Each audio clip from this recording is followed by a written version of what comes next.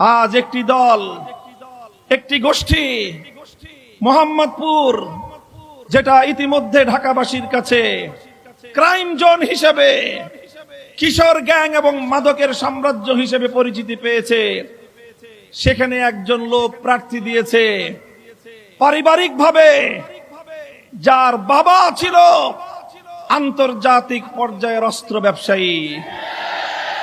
আমি জানি না এই মোহাম্মদপুরে কেন অস্ত্র ব্যবসায়ীকে পাঠানো হলো। আমাদের মোহাম্মদপুরকে আবার তোমরা মাস্তানি এবং গুন্ডামির আখড়ায় পরিণত করতে যদি চাও, আমরা যে কোনো মূল্যে তোমাদের সেই ষড়যন্ত্র, সন্ত্রাস, গুন্ডামির এই ষড়যন্ত্র আমরা রুখে দেব ইনশাআল্লাহ। আমাদেরকে মোহাম্মদপুরে এসে গুলশান থেকে একজন অতিথি, তিনি আমাদেরকে হুমকি দেন, তার দলের নেতা কর্মীরা পেশাব করে দিয়ে আমাদের দাড়িপাল্লা, রিক্সা, সব ইসলামপন্থীদেরকে নাকি তারা ভাসিয়ে দিবেন। আমি মোহাম্মদপুরের মানুষের কাছে এর বিচার চাই। আপনারা এর বিচার করবেন। একজন মানুষ, এদেশের মানুষ জানে দাড়িপাল্লা এটা দীর্ঘদিন ধরে বাংলাদেশ জামাতে ইসলামী ইসলামের নামে রাজনীতি করেন, ইসলাম প্রতিষ্ঠার আন্দোলন করে। সেই প্রতীক এবং রিক্সা মার্কা মেহনতি মানুষের, লাখো মানুষের রুটি রোজগারের ব্যবস্থা হয় যেই রিক্সায়। আল্লামা শাইখুল হাদিস রহমতুল্লাহ আলাইহির প্রতীক, যেই শাইখুল হাদিসকে দেখলে বেগম খালেদা জিয়া কোনদিন তার আসনে বসে থাকতেন না, শ্রদ্ধা করে দাঁড়িয়ে যেতেন। আজ সেই অস্ত্র ব্যবসায়ীর ছেলে এসে মোহাম্মদপুরে হুমকি দেয় যে তারা পেশাব করে শাইখুল হাদিসের রিক্সা সহ সব ভাসিয়ে দিবেন। আমি জানতে চাই এই আস্পর্ধা সে কোথায় পেল? তার নির্বাচনী প্রচারণায় কোথাও বাংলাদেশ জাতীয়তাবাদী দল বিএনপির নামটুকু পর্যন্ত রাখে নাই। সে এনডিএম এর অস্ত্রের ব্যবসায়ীর সন্তান মোহাম্মদপুরে এসে পেশাব করে যদি অপবিত্র করতে চাও, মোহাম্মদপুরের মানুষ নিজেদের এলাকার পবিত্রতা রক্ষা করার জন্য নিজেরাই উদ্যোগ নেবে ইনশাআল্লাহ। আমি আপনাদেরকে বলতে চাই, ইনশাআল্লাহ আপনারা যদি আমাকে ভোট দিয়ে নির্বাচিত করেন, আমি জাতীয় সংসদে গিয়ে আল্লাহর কোরআনের কথাগুলো তুলে ধরবো ইনশাআল্লাহ।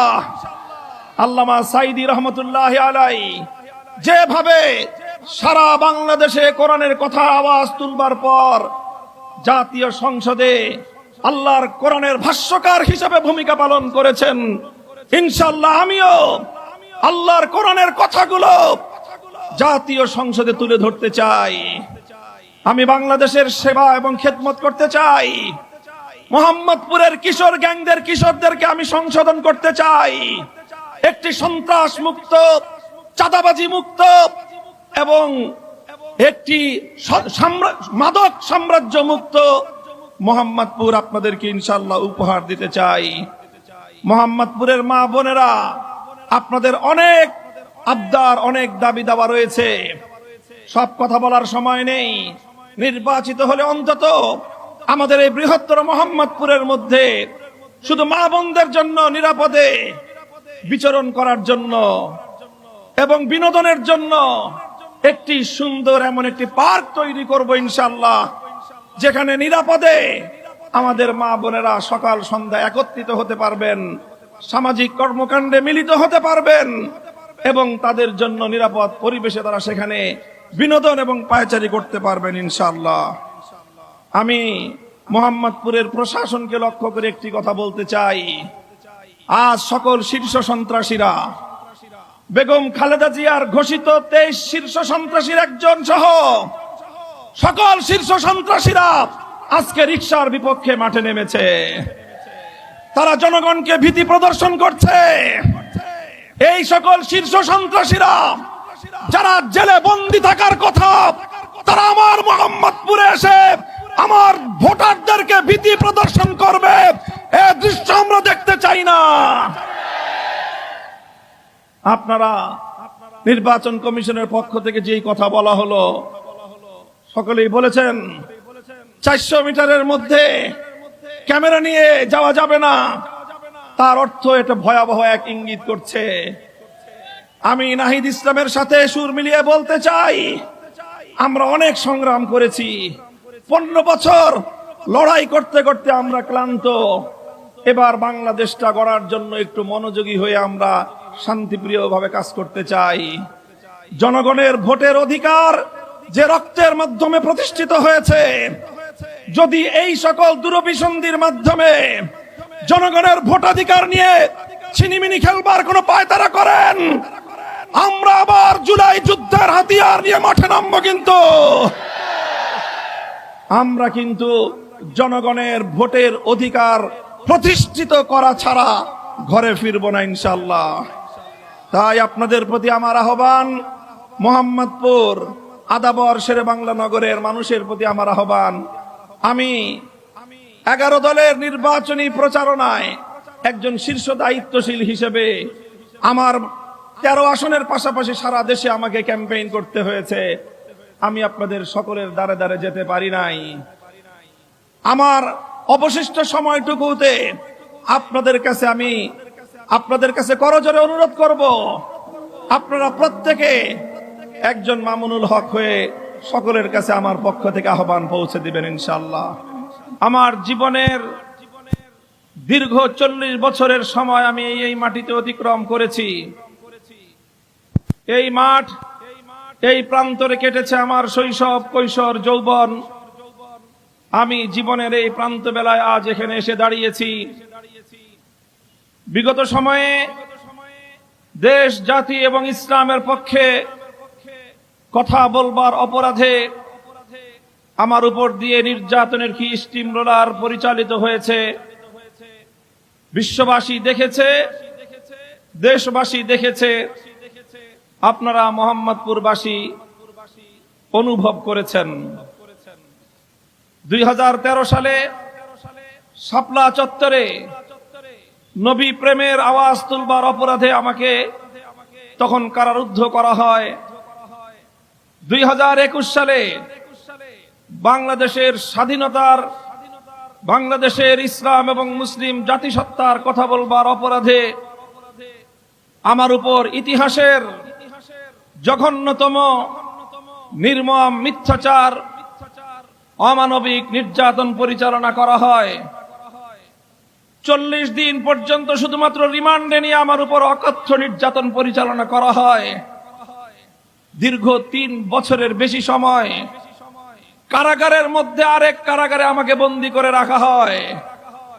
অন্য সব বন্দীরা যেখানে মানুষের সাথে কথা বলার সুযোগ পেত, আমাকে জনবিচ্ছিন্ন করে কারাগারের মধ্যেও মানসিকভাবে নির্যাতন করে করে নিঃশেষ করে দেওয়ার সকল ষড়যন্ত্র পরিচালিত হয়েছে।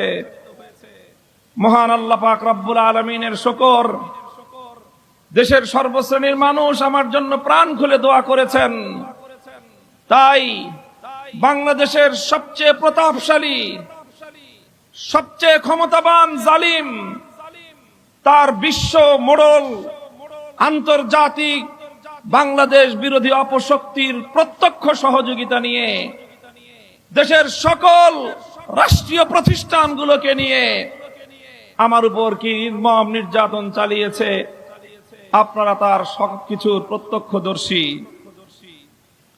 এই সব নির্যাতনের পরেও আমরা হাসি মুখে সবকিছু বরণ করে নিয়েছি, একটি স্বপ্ন নিয়ে, একটি আশা নিয়ে। একটা দিন আসবে, বাংলার মাটি আবার ফ্যাসিবাদ মুক্ত হবে, এই মাটিতে জুলুমের কবর রচিত হবে। বাংলাদেশের মানুষ আবার তারা তাদের স্বাধীনতা ফিরে পাবে। এদেশের মানুষ তারা অধিকার নিয়ে বাঁচতে পারবে, এমন একটি দিনের স্বপ্ন নিয়ে সেই নির্যাতনের কঠিন দিনগুলোতে আমরা সময় পার করেছি, বিশেষ করে আমি। তাই আজ আমি বলতে চাই, 24 জুলাই বিপ্লবের মধ্য দিয়ে বাংলাদেশের মানুষের সেই স্বপ্ন পূরণের যেই সম্ভাবনা জাগ্রত হয়েছে, আগামী 12ই ফেব্রুয়ারির ব্যালট বিপ্লবের মাধ্যমে 24 জুলাই বিপ্লবকে আমাদের চূড়ান্ত সাফল্য মণ্ডিত করতে হবে। মনে রাখতে হবে, 12ই ফেব্রুয়ারির ব্যালট বিপ্লব যদি ব্যর্থ হয়, 24-এর 1.5 সহস্রাধিক শহীদের রক্ত, 30,000-এর বেশি যুদ্ধাহত জুলাই যোদ্ধাদের ত্যাগ এবং কোরবানি ব্যর্থ হতে বসতে পারে। প্রিয় এলাকাবাসী, আমরা 11টি দল ঐক্যবদ্ধ হয়েছি, জোটবদ্ধ হয়েছি। আমাদের ব্যক্তি, পরিবার, দল, গোষ্ঠী, জোটের ভাগ্য গড়ার জন্য নয়, আমরা জোটবদ্ধ হয়েছি বাংলাদেশের মানুষের ভাগ্য গড়ার জন্য। তাই আজ বাংলাদেশ ব্যাপী 11 দলীয় জোটের যেই গণজোয়ার সৃষ্টি হয়েছে, এসে দেখুন আমাদের ঢাকা 13 আসন মোহাম্মদপুর আদাবরেও সেই গণজোয়ারের ধাক্কা লেগেছে। তাই আজ প্রতিটি পাড়ায় পাড়ায়, মহল্লায় মহল্লায় মানুষ রিক্সা প্রতীক নিয়ে উল্লাস করছে। উৎসব মুখর পরিবেশে 12ই ফেব্রুয়ারি গণভোটে হ্যাঁ এবং রিক্সা মার্কার প্রতীকে সিল মারার জন্য অধীর আগ্রহ নিয়ে অপেক্ষা করছে। আমি আপনাদেরকে বলতে চাই, ইনশাআল্লাহ আপনারা যেভাবে আমাকে ভোট দেওয়ার জন্য প্রস্তুতি নিয়েছেন, এই ভোটে যদি আমি আল্লাহর রহমতে বিজয়ী হতে পারি, মোহাম্মদপুর সন্ত্রাস মুক্ত হবে। মোহাম্মদপুরের ব্যবসায়ীরা ইনশাআল্লাহ আপনাদের আর চাঁদা দিতে হবে না। মোহাম্মদপুরের মায়েরা আমার, আমি আপনাদেরকে আশ্বস্ত করতে চাই, আপনাদের সোনার সন্তানদেরকে মাদকের করাল গ্রাস মোহাম্মদপুরে আর ধ্বংসের দিকে ঠেলে দেবে না ইনশাআল্লাহ। মাদক, সন্ত্রাস, চাঁদাবাজি মুক্ত এক মোহাম্মদপুর ইনশাআল্লাহ আমি আপনাদেরকে উপহার দেব ইনশাআল্লাহ। যেভাবে জোট বেঁধেছে 11 দল, যেভাবে রিকশার পক্ষ ঐক্যবদ্ধ হয়েছে, 11 দলের বাইরে চরমনাইয়ের ইসলামী আন্দোলন বাংলাদেশ এখানে ঐক্যবদ্ধ হয়েছে। এমনকি বেগম জিয়ার বিএনপির যারা দীর্ঘ সময় নির্যাতিত হয়েছে ফ্যাসিবাদের আমলে, তারাও আজ মোহাম্মদপুরে এই জাতীয় একজন তাদের কাছে অগ্রহণযোগ্য প্রার্থীর কারণে বিপুল পরিমাণ তারাও আজ রিকশা প্রতীকের পক্ষে ঐক্যবদ্ধ হয়েছে। এখানকার এলাকার প্রায় সকল জনপ্রতিনিধি বর্গ, 31 নম্বর ওয়ার্ডের জনপ্রতিনিধি জনাব শফিকুল ইসলাম সেন্টু সহ সকল জনপ্রতিনিধিরা আজকে ঐক্যবদ্ধ। মোহাম্মদপুরে নতুন করে কোন সন্ত্রাসী, চাঁদাবাজি, মাদক এবং অন্যায়ের আখড়া বসাতে দেবে না ইনশাআল্লাহ। আমার পয়গাম আপনাদের কাছে, ইনশাআল্লাহ মোহাম্মদপুরে এখনো অনেক খাল বিল রয়েছে। সব খাল বিলগুলো থেকে শাপলা কলি তুলে নিয়ে দাড়ি পাল্লা দিয়ে সুন্দর করে পরিমাপ করবেন, ইনসাফের পাল্লা দিয়ে মেপে নিজেদের হক বুঝে নিয়ে রিকশায় করে জাতীয় সংসদে পৌঁছতে হবে আমাদের ইনশাআল্লাহ। ইনকিলাবের মার্কা, ইনকিলাবের মার্কা, ইনকিলাবের মার্কা, ইনকিলাব, ইনকিলাব। আসসালামু আলাইকুম ওয়া রাহমাতুল্লাহ।